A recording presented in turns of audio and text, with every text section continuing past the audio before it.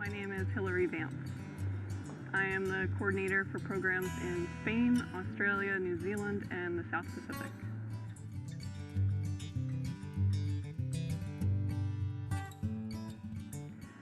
My undergraduate majors were Middle Eastern Studies and History, with a minor in poli-sci, and then my graduate degree was Globalization and Educational Change.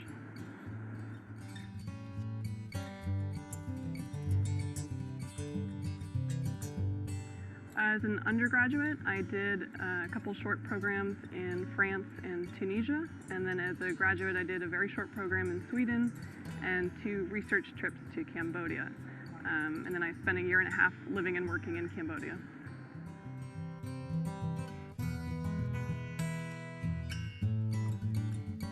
I think the most important thing I learned is to check your assumptions at the door and be an open-minded traveler.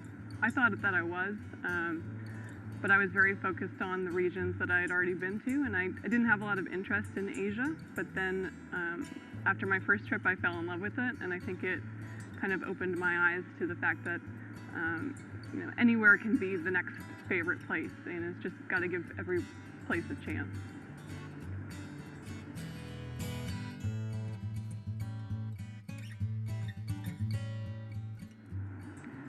I think I was afraid of everything. I was afraid of 14-hour plane rides and getting on the wrong bus and making mistakes with the language. But I think the bigger fear is sitting at home on your couch and regretting that you never went. So I think it's just a matter of making that first step, getting on that plane, and just facing your fears. And that's how you grow as a person.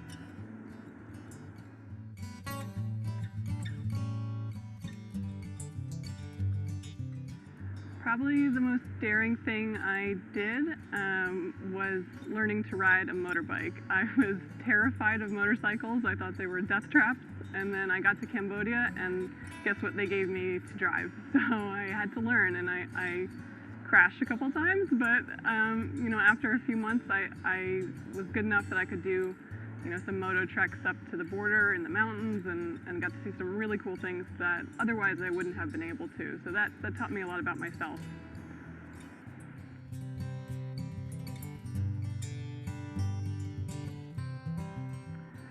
I'd say the highest country on my wish list right now is probably Indonesia. I think it would be a really fascinating mix, and I really want to see the Komodo dragon.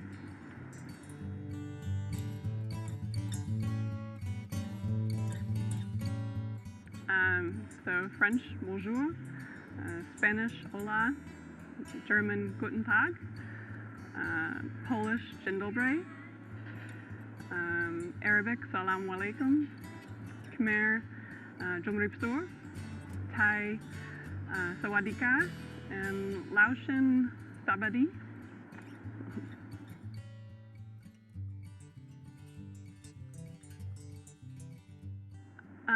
I think studying abroad is so important, beyond the academics, is the personal connections that you make. Because it doesn't just affect the student that goes abroad, it affects the people that they interact with overseas, and it affects their friends and family back home.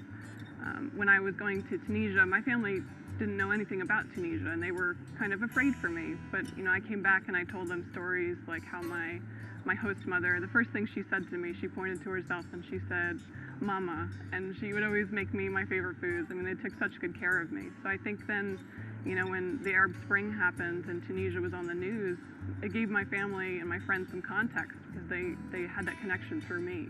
And I think those kinds of things are what make study abroad so important as the world gets smaller and smaller.